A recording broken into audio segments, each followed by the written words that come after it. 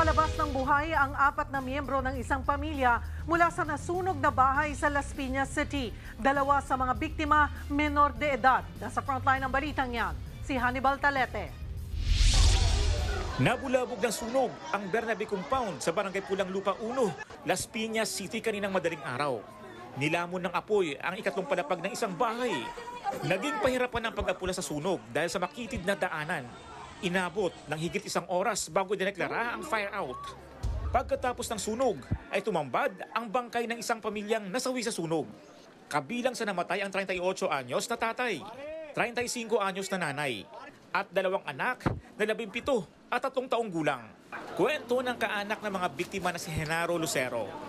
Nagulat na lang sila nang sumiklab ang sunog. Sinubukan pa raw nila itong agapan pero hindi na kinaya at mas lalong lumaki. May humila lang daw sa kanya, kaya siya nakalabas sa kanilang bahay. Yung kuya ko, biglang lumusot sa likod namin. Pumasok dun sa nagbabagang apoy. Ayun, wala na. Sumigaw na lang ako ng kuya. Hindi ko na para awatin siya. Bukod kay Genaro, kasama rin ang kanyang ina na nakalabas nang mangyari ang sunog. Hindi nakaligtas ang pamilya dahil sa nasunog na kahoy na mezzanine sa bahay. Makikita natin na konkreto naman po ang bahay ng pamilya pero meron po itong mezzanine. So yung mag-iina po ay doon natutulog sa mezzanine. Bumagsak po yung mezzanine. Yung ama naman po ay natagpuan sa malapit po sa kusina. So doon din po nabagsakan din siya nung mga ng mezzanine. Wala namang nadamay na ibang bahay sa sunog.